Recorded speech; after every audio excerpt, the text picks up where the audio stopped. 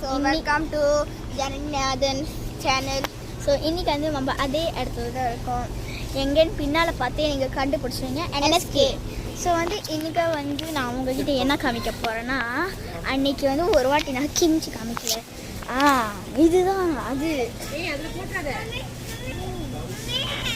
இதுதான் வந்து கிம்ச்சி. இதை வந்து என்ன பண்ணுவாங்க, பிளாஸ்டிக்கில் போட்டு வீட்டுக்கு போய் சமைப்பாங்க. NSK பார்ட் 1 மூவி பார்க்கலன்னா மறக்காமல் போய் பார்த்துட்டு NSK பார்ட் 2.